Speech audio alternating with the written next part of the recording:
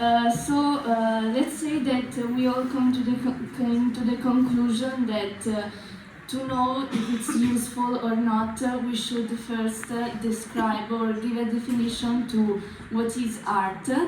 And well, everyone really has a different idea of how can you describe art, because it's not that easy to give a proper definition to art, because it really depends on how you see the paintings or the sculptures, and what do you think about what can be called art.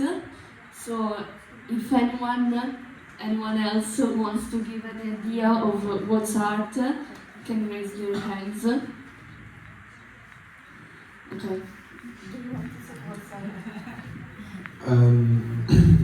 So in my personal opinion, art is anything that is created by creativity, because I think, like, if you put anything, your emotion or just movements, anything that you want to present in some way is art, in my opinion, and that doesn't have to only be sculptures or drawings. I think art could really be anything, and I think also any form is respectable, and there's nothing that is better than others, like music also, or movies, and just anything, yeah. Do you want to say your opinion? Do you think the same thing? Okay. I mean, for me, art is really subjective, and for some people, it could be art, and for other not. Like, an artist can say, "Oh, I think this is art," and people will just be like, "I don't think it's art." So for me, art is really subjective, and we can't define it. There is no definition, like global definition. Actually, we looked at 3 special definitions: the Merriam-Webster, the Oxford definition, and in another definition, we had the use of the imagination to express ideas or feelings, particularly in painting, drawing, or sculpture. Then the second definition was the making or doing of something whose purpose is to bring pleasure to people through their enjoyment of what is beautiful and interesting. But however, art can also be ugly or boring for some. It can be interpreted differently. We are now going to move on. Yeah, as Chiara said, generally speaking, you can't really give a proper definition or a precise one to art, because there are different ones, and it's really a personal thing. So it connects to the fact that the use of digital art is really subjective, because it depends on how you see art, and if you think that it's based on creativity or skills, or maybe just a way to express a motive or something else. Okay. Okay, and now we are going to talk about 2 artists. Can you move the slide, please? No, the next one. Okay, we have a question for you. Is this AI art or human-made art? So if you think this is AI, sorry, raise your hands. Okay, then if you think this is human-made, raise your hands. Okay, and actually this is both, and this is the goal of Fagwan Chang. She's an artist and a researcher, and she wants to combine AI and art, and look what it makes. So most of people think that using AI in art is using it as a tool, for example, to draw things that we cannot draw or to go faster. But Sagwan Chung just showed us that we can use it not as a tool but as a collaborator. So she worked first with robots. The robots were following her hands, just like here. So she drew a line, and the robot was creating a symmetrical line. And yeah, as you see in this video. And then she just saw that there were errors, like the robot were not perfectly redrawing the lines she created. And that's a point that she didn't thought about, and it showed that beauty can come from error.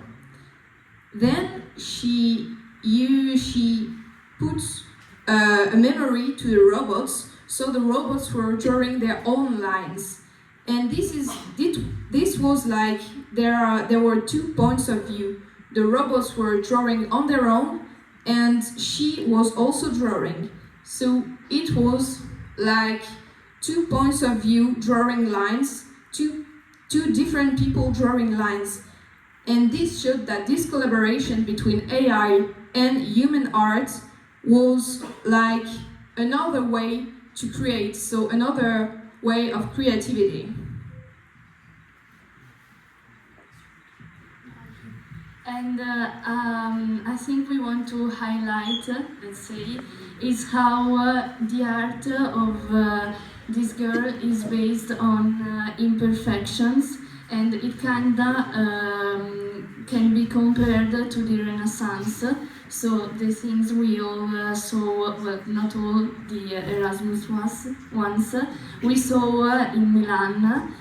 Because all the architecture, the paintings, the sculpture were all based on proportions. They were all perfect and based on mass. And that's a difference we wanted to highlight, because we think that sometimes art can be also ugly, let's say, to someone, but it can also mean something. And it connects to the idea of art that everyone has, that not always has to be something beautiful, but also something simple, and it depends on the message the artist wants to promote. For example, he can use some litter and say it's art, because he wants to say how everything can be beautiful or can be useful, and that's kind of the point of art, I think. So now the next example, Ada.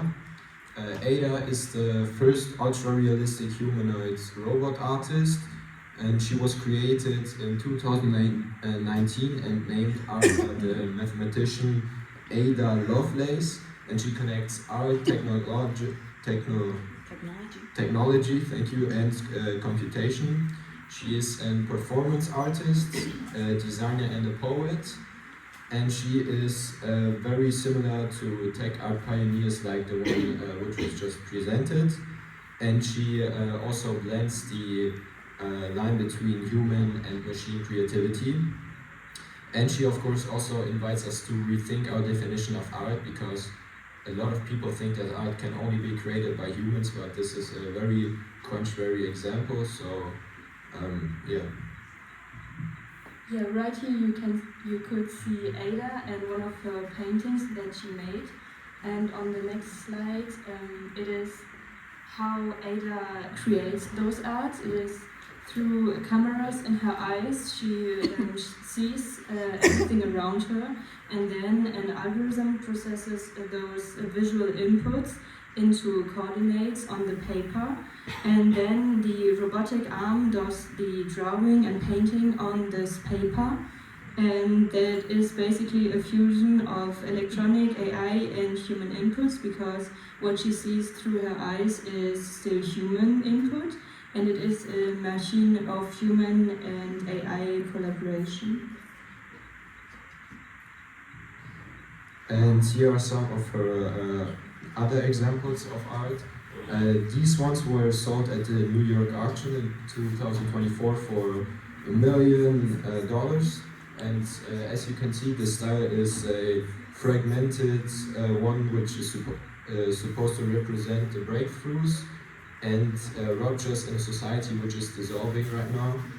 And there's blurred and jagged lines, and inventors say that Ada is a mirror of modern society.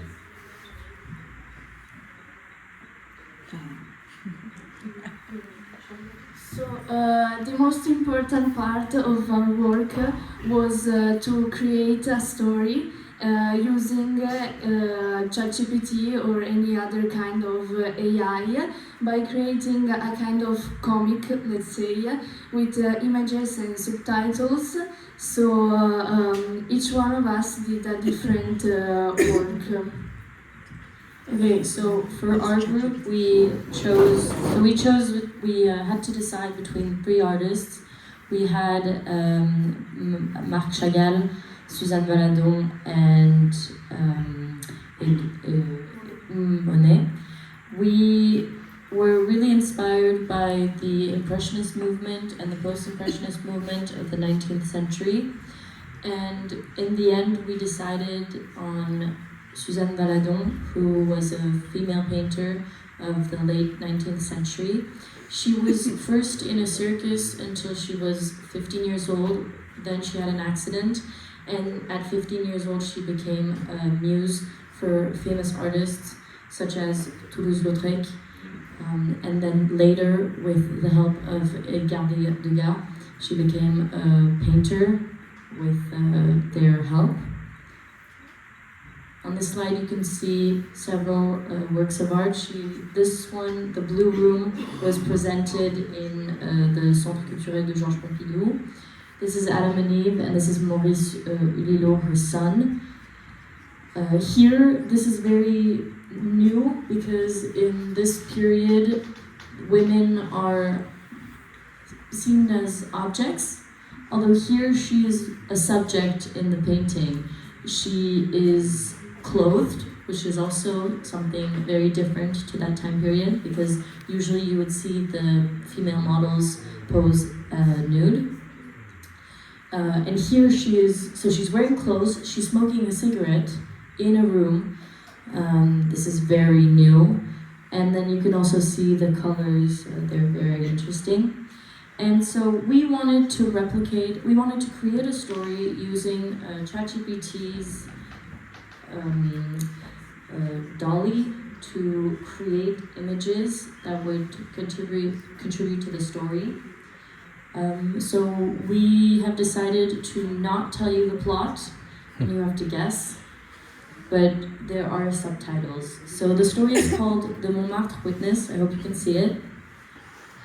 And on the left-hand side, you see the picture that was inspired by Suzanne Valadon's style. This is what the generative AI has created. And on this side, we just added the subtitles so that you get an idea of the story.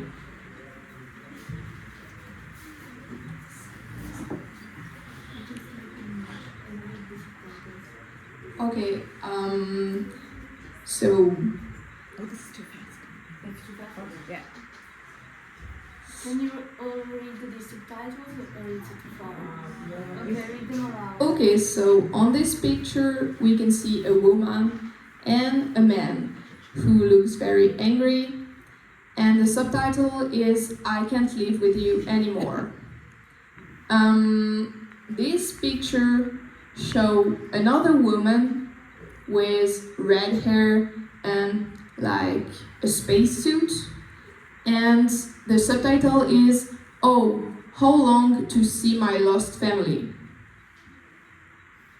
These show the same man as the first picture with another man discussing in a bar, and the subtitle is "Don't worry, I'll cover it for you." Now we see the red-headed girl with the spacesuit and the two men in the background, The subtitle is Now I Know What Happened. Here we can see the red-headed girl with a phone calling someone, and the subtitle is cut, but it's I have something to report. And there is a last scene that doesn't appear here, but we can see a newspaper with the head of the two guys, and the title is A Strange Witness Leads to Arrest. So, I don't know if it was clear, but does someone want to try to guess the plot and what we invented? Okay, thank you everyone. And so let's spoil the story. We had the task to create some images and a story using two necessary characters. And the first was the investigator that you can see here, a detective, let's say, and the second one was an AI-controlled warrior, a female warrior that comes from the future. Okay, so the plot. Are you really sure no one wants to guess it? Okay.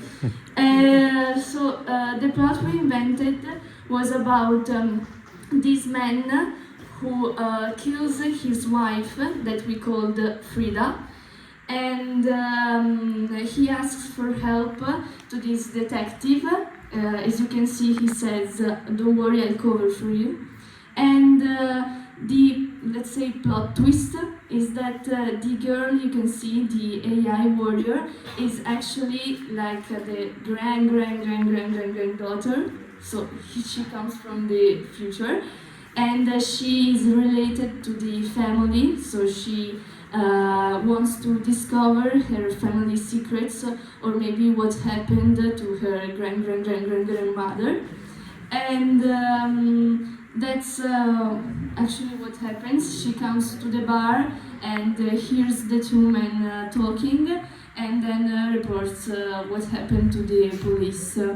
So the conclusions were actually that it wasn't that easy to create all this story and the comic, not only because of the idea that we had to think about for 10 minutes at least, and also the difficult part was because ChatGPT has kind of policy that can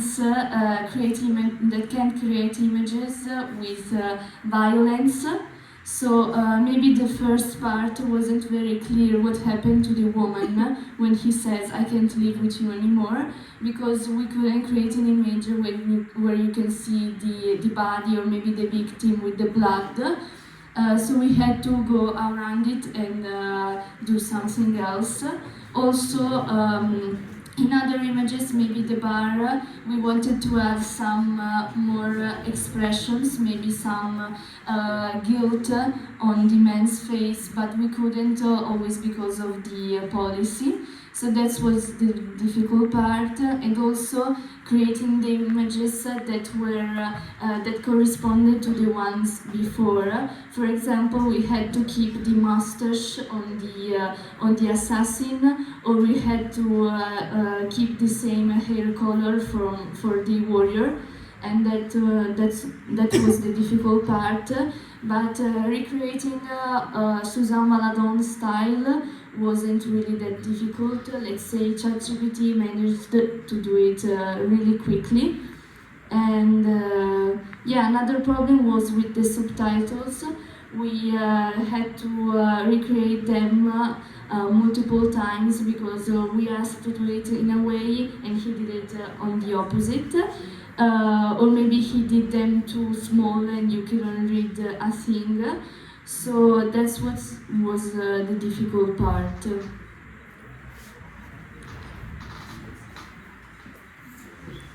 So we had the same task, but we couldn't really take one. We wouldn't really want to take one artist to give ChatGPT, but one art style, so that we have a bit of a different kind of way, and not that we give him an artist but an art style, and he has to imagine an artist himself. And our art style is Fauvism, which was an art style that only lasted for 10 years and was the art style that led to Expressionism. And it is its characteristics are that the colors are pure and unmixed and unrealistic, so that a tree isn't green but maybe red. And the focus on this art style is at the colors. And we wanted to see what ChatGPT would do with that. And we have some examples from that time for you, because it is not only that they did landscapes, but only humans. And as you can see here, the human has some realistic colors, so even though that the art style was that the colors were not realistic, some artists still did it. And here we have the three most known pictures from the three most known artists from that time. It's from André de Rey, from Henri Matisse, and from Maurice de Flaming. And then we gave ChatGPT the prompt to do a picture of a detective in his office, but we had many problems with that because ChatGPT just wouldn't do the right art style at first, and that was our seventh picture, so it took a long time, and especially because we had a limit on how many pictures we could do with ChatGPT. So we could only do 2 pictures, but we will show you them, and then Dennis will tell you the story that we had in mind. On the first picture, you could see the detective sitting in his office, and he's working on something, but you don't know what. And then on the second picture, you suddenly see an AI warrior from the future that just appears in its room and tells him to help him because there will be a murder in the future, and the AI just knows that the detective has something to do with it, but she doesn't know what, so she goes to him for help. And the story goes on that they look for the person that's responsible for the killing, and that they go to a place where this person is supposed to be, but they can't find the person. But there's plants in the room on where everything is supposed to happen, so they go there, and the AI actually finds the person and stops them. But turns out that the detective was actually also planning to kill the same person and was just looking for an cover to just do it without getting caught, which was the plot twist, and that was also what the detective was working on at the start. And another thing, we also tried other AIs, like Gemini for example, and Gemini was a lot worse than ChatGPT. Gemini was completely unable to copy the art style, and it looked completely wrong, And maybe that also happened because we didn't give them an artist, but an art style, and the AI had to completely imagine something from the beginning. It did not have any pictures to go from it, and then that just shows that it is still hard to work with AI and not that easy, and especially when you have limited features, because the other group could use ChatGPT without limits, and we had limits.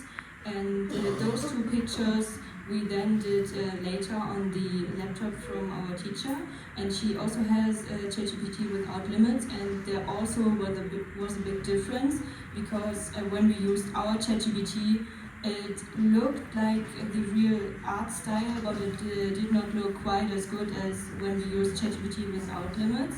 So we could see through this workshop that it is fun to work with AI, and it still has creativity in it, and it's still art, but it is also still in the development and not that easy to use, and that maybe in the future it will be, but right now it is hard. Thank you for listening.